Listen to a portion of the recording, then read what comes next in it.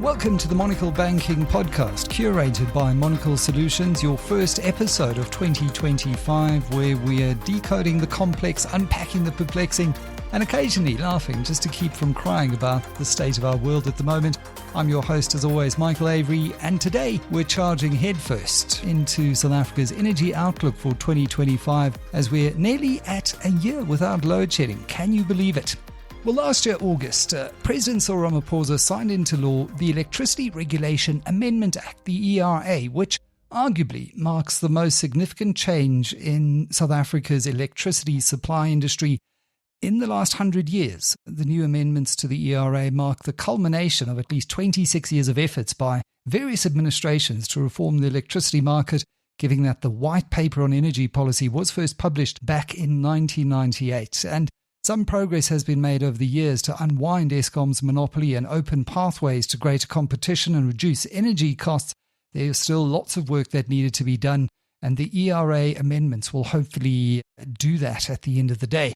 Well, it's a very complex, very interesting picture, the energy landscape in South Africa, but thankfully we've got an expert guide to help us navigate this tangled grid of wires, policies and possibilities. Joining us is Rentia van Tonder, who's head of Renewable Energy, Power and Infrastructure at Standard Bank.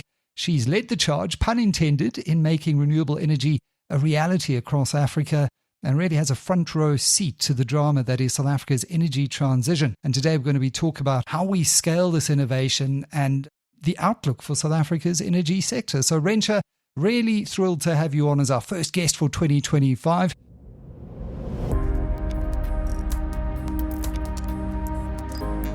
Firstly, you've had a remarkable career spanning roles at the IDC, ABSA, now Standard Bank, where you spearhead renewable energy. How has your journey shaped your vision for energy development on the continent?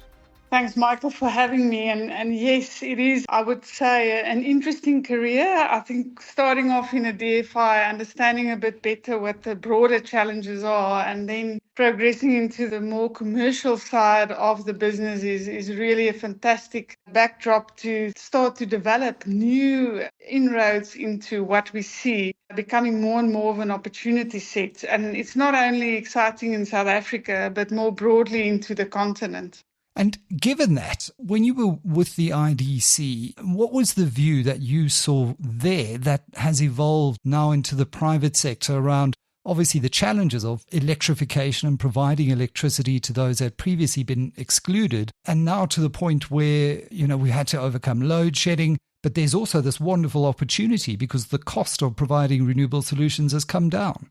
Yeah, I think if you look back over the last 10 to 14 years, when we started off in 2010, the renewable program in South Africa, it was largely questionable around the cost, the ability to attract private sector and to make a meaningful impact in terms of crowding in communities and supply to especially the regions where you generate the power. And what we found is over the years, as these projects started to come off the ground, you included communities in the development of the projects and participation in the shareholding, making a more meaningful impact and crowding in the social spend. It becomes more and more of a success story. And I think with costs coming down, technology advances, innovation, it is almost becoming the norm. And then, as you've mentioned in the intro, we've seen the market opening up with enabling policies, the Electricity Regulatory Act being signed, and more corporates stepping into the space and taking charge in terms of solving to address some of these challenges.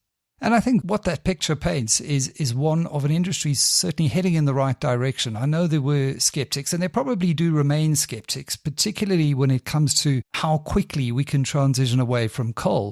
But it's undeniable, if you look at the IPPs and those that have successfully met financial close and begun operations, including those local communities, that this is something that is going to be sustainable into the future. On that note, though, if you were to talk to a skeptic who says that, ours is a coal-heavy economy and we can't transition to renewables, what is your view on the pace at which we are able to decarbonize South Africa's economy while being mindful of not leaving communities behind and, the importance of transitioning in a just and a measured way? Yeah, it's an important debate and an important discussion point around finding that flexibility, but at the same time, driving a sustainable development goal to support economic growth. I think the one element we should never forget is the fact that we do have really good coal resources. We are dominated by coal power generation. And as we've seen renewables coming into play through IPPs, it still presents a relatively small part of our power generation in South Africa. Whilst the cost has come down, we've also seen improvements in technology and the addition of battery energy storage to complement the key question around renewables, which is intermittency. At the same time, I'm certainly not advocating for quick and fast transition, but I think it should be measured. I think we need to find the balance in terms of what we have available and where we want to end up going forward in terms of the ultimate goal to bring the electricity costs down to the point where you have sustainable supply at the lowest and best cost to all, and not only big industry, but as you've mentioned, the broader, community base as well. What are we seeing from a cost perspective? I know in bid window one, a lot of those solar projects were heavily subsidized and came in, I think, at mid 60 cents a kilowatt hour US cents. I think in bid window 7, I've seen something as low as 2.5 to 3 US cents. Is that the kind of cost decrease that we've seen in solar? Yeah, I think one need to look back and say that was 10 years ago. Technology in solar as well as, wind was still at the early stages. I think wind were far more developed at that point than the efficiency of solar cells. I remember in round one, which was in 2010, we closed them in 2011. We had a capped tariff at that point in time, which in Rand cents was, I think, 2 Rand 70. And most of the projects came in around about just below that level. And I think, since round three, we've seen significant competition coming to play. We've seen the market and international investors looking at South Africa and say this is a stable market. We can see the government is serious about policies. There's contractual framework that the commercial banks and the DFIs are comfortable to bank. And since then, we've seen a significant drop in tariff. We've seen the introduction of battery energy storage bidding programs as well through bid window 1 and 2 recently announced. And as you rightly say, the pricing and the tariffs have come down in round 7, which was announced late last year, to well below 50 Rand cents, which is very interesting in terms of where we find our current supply and tariffs that the normal customer or industry are paying. And when you look at the evolution of the market, I know you've championed the role of power aggregators in democratizing energy access. Maybe you could just elaborate on how that model works and its potential to transform the private energy market. Yeah, I think, Michael, we as a bank have been very vocal and deliberate around how we see the market liberalization in South Africa developing and the important role of bringing in multi-models in terms of supply and offtake. And what we find is that your typical client, whether that's a mining client or, an industrial client, want more flexibility.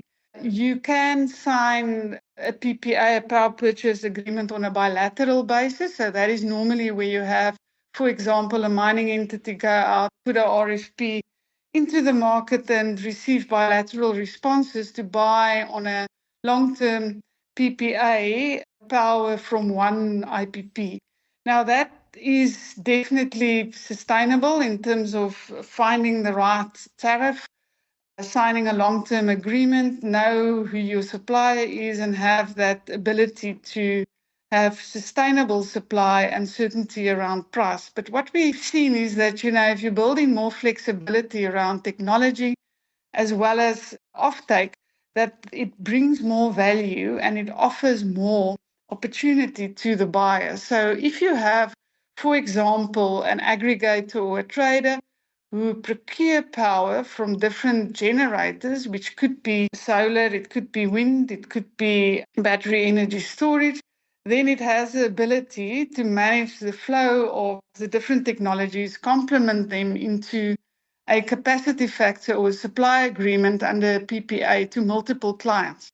So the client then may have the flexibility to say, I need to sign, for example, a 5-year PPA or a 10-year or a 15-year PPA. And depending on my needs, I can build in a bit more flexibility. So the new Electricity Regulatory Act clearly provides room for, traders, multi-buyer, multi-supply market. And I think that's where we believe the market is going. This is not new. Globally, we've seen this already being quite effective. It's being rolled out regionally abroad. And I think, what we need in South Africa is a bit more opportunities to think through innovative opportunities and solutions for clients, and how do we bank them and fund them. And we saw it with Growth Point, wasn't it? They collaborated with Energy to aggregate renewable energy from multiple sources and then wheel that to various commercial properties across the country. What's important, though, is to have the right wheeling framework. Is the wheeling framework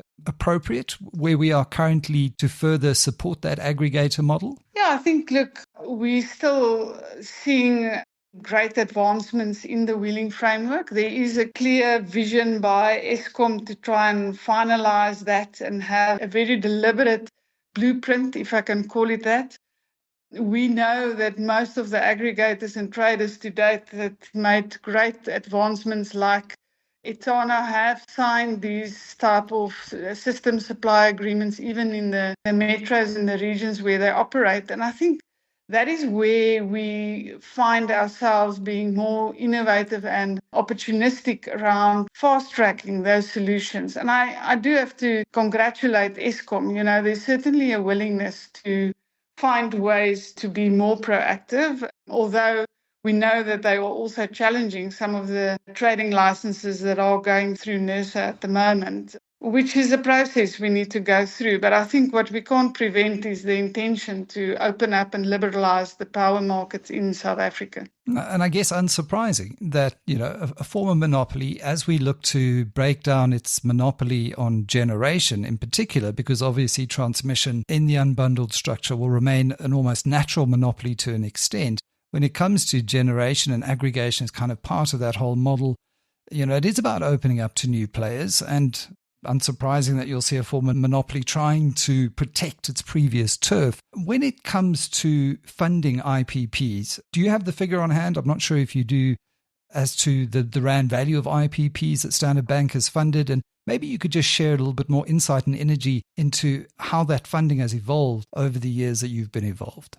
Yeah, look, Michael, I think we are tracking that. I mean, we look at between a 30 and 40% market share in terms of debt finance to date over the various rounds now, taking into account that probably up to December last year, I would guess, the total project finance through a debt funding instrument that went into the sector is probably close to between 250 and 300 billion rand, which is quite significant. Combined with that, it's not only government programs, it's also decentralized power opportunities, whether that's through bilateral or aggregation type of models. And I think what we see is that the corporate world is just becoming more and more open to solutions that provide them with longer-term sustainable supply certainty about price. And I think the bigger question is, to what extent do we have enough or deep enough capital to be able to continue to fund these large-scale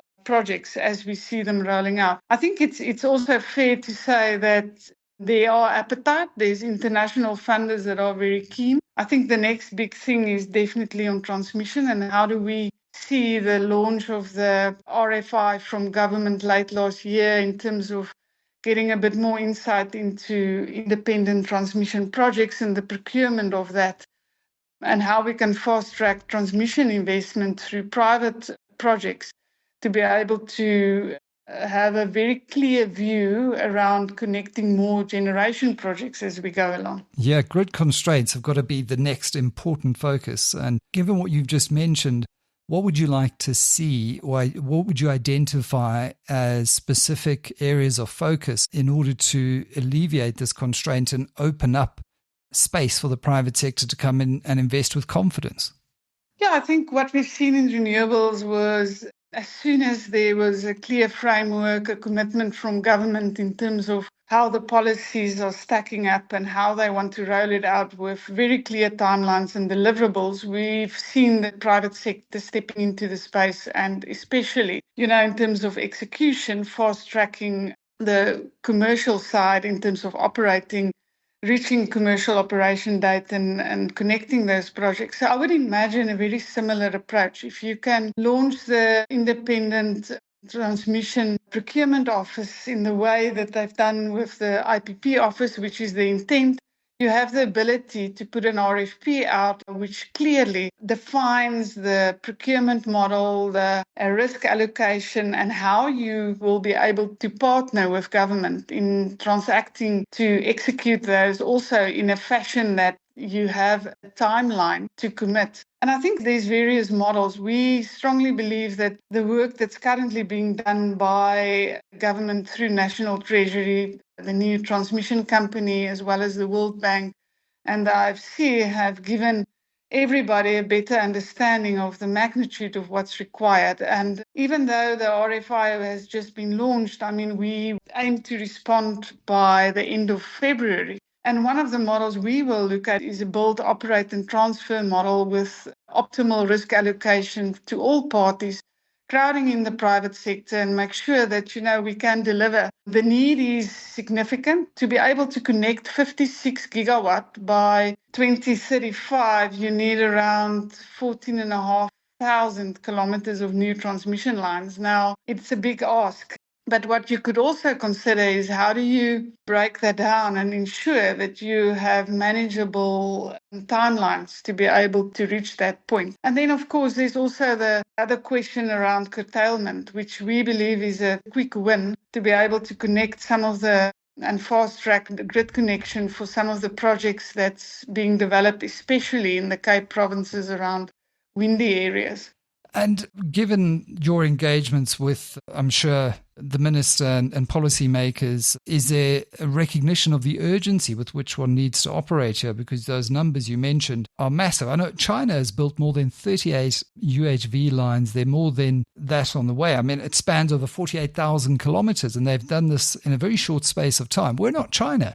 And often we move far too slowly on these things, and so we get caught up by these bottlenecks. We need to learn from the past that we've got to move with speed. Are we moving fast enough? Michael, my short answer is probably no. I think we definitely understand the magnitude of the challenge. I think the fact that we at least acknowledge that we need this and we need to get together, it's not only something that government can deal with. We need private sector and government to join through a comprehensive plan to be able to execute. And there's definitely a willingness. And I think that's why I'm excited. I do think we need to fast track these developments and have a clear plan. But the intention of government is to be able to have an operational office during the course of this year to be able to start implementation and procurement. So hopefully we can fast track that sooner rather than later. Thanks for your frankness. Now, coming back to curtailment risks, especially during periods of overgeneration or transmission failures, that's obviously a growing concern. What are the kinds of solutions that could minimize these risks for IPPs and aggregators? Yeah, it's a good question. And I know that there's a lot of uncertainty around curtailment.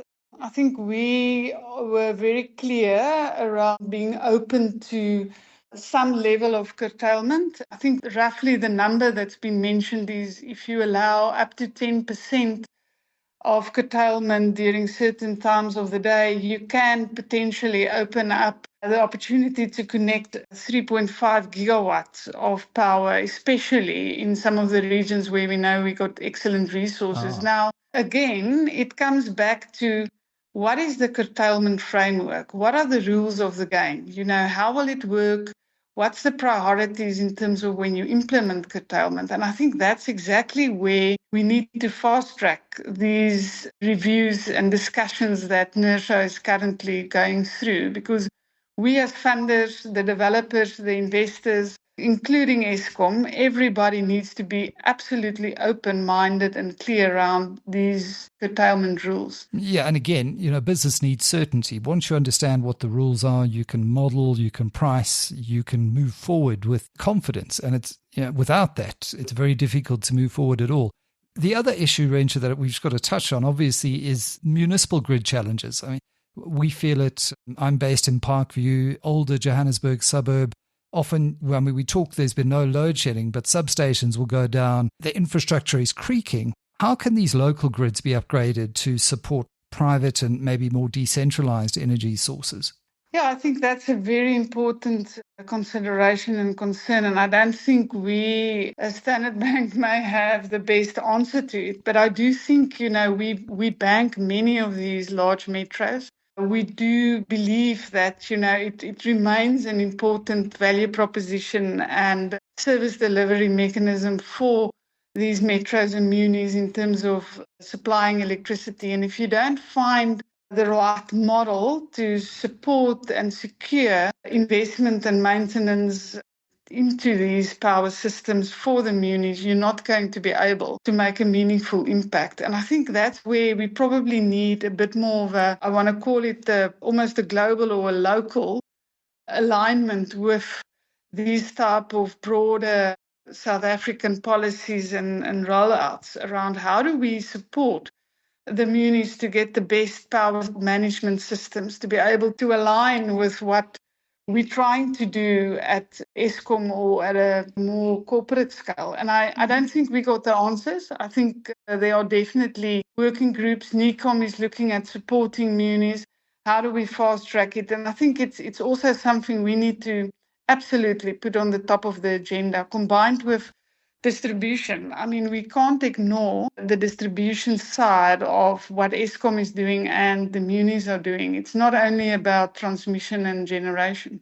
Yeah, well, obviously a turnaround in the finances of Eskom has won praise from investors. The big issue that they're keeping their eyes on is the struggle to recoup some of that 95 billion rand in unpaid electricity bills from munis, from cities and towns across the country. And, while that's still outstanding, you're then talking about trying to find funding to invest in that critical infrastructure. So it's quite a knotty challenge. And I'm not sure what the exact answer is. But are you confident that at a very high level, as we discuss this, we're finally putting an end towards load shedding, and we're not going to be talking about load shedding the way we experienced it in 22 and 23 in South Africa again?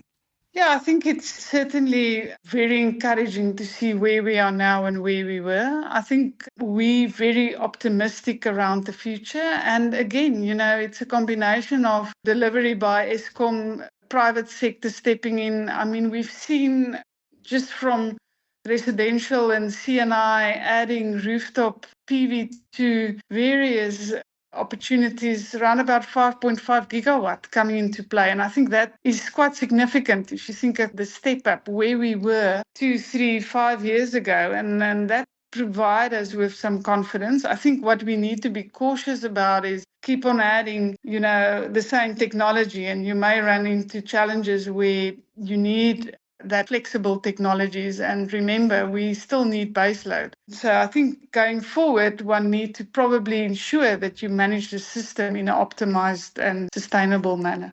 And I think we're seeing that all over the world, a recognition that potentially, and I know it's very divisive when you talk about technologies, and you mention nuclear being turned off too quickly, and you look at Germany and what happened there and what's going on in the US. But I think there is a much more nuanced and considered conversation around how we balance the diversification of our energy mix. We've got the benefits of renewable energy, but with the need for consistent and reliable power generation, because as it stands, and as a layperson, Rentia, it doesn't look like battery energy storage technology would be able to cover for periods where the renewables wouldn't be able to deliver because of, a cloudy period of time, rain that we've been having in the Highveld, that kind of thing. How do you see us striking that right balance in a way that isn't as divisive as it currently feels in South Africa, where if you mention a technology, it's almost like an ideology. People can really stick to their ideological worldview. Yeah, I think, Michael, that's that's very, very valid. I think our view at the bank is very clear. We don't believe in one technology. We believe that, you need that flexibility. Coal power is important in the broader context. We do have the ability to keep baseload going. We have excellent resources in wind and solar, but at the same time, you also have technology advances in battery storage. And we've seen some of the large-scale projects we participated in, how the costs came down just from the first large risk mitigation project we've done to the first bidding round in battery storage that we participated in, closed some projects late last year. And then the bid award on the second round of battery storage, how the tariffs and the capital costs have certainly come down. But again, it depends on the scale. Utility scale battery storage projects is certainly adding a lot of value, especially in grid-constrained areas where you would like to add more renewables. And you can see the whole strategy around the procurement process was very deliberate. The first round was focusing on the Northern Cape, the second round, Northwest and Free State. So I think that balanced approach is important. We shouldn't exclude the importance of gas and the industrial usage of gas, which is also something that we've been battling as a country to be able to really have a meaningful approach around how do you want to support gas supply and gas to power opportunities into the broader energy system. And I think that's also important to understand the role of gas in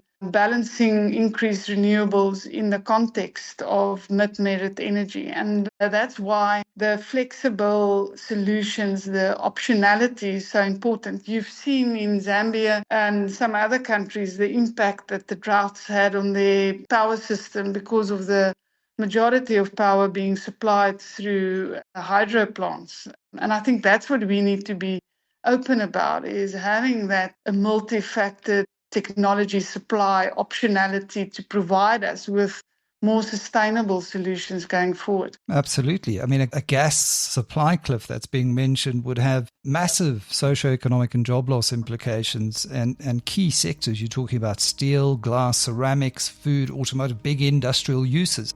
And it can't just be, a one-size-fits-all approach. Well, Rentia, thank you very much. We're going to have to leave it there today. That's a wrap for today's Monocle Banking Podcast.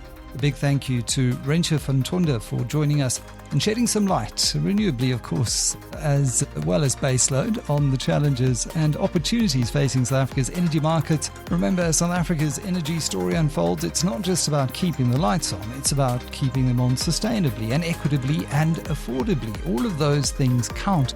Until next time, stay curious, stay informed, and maybe, just maybe, keep a backup generator handy. Thanks for listening.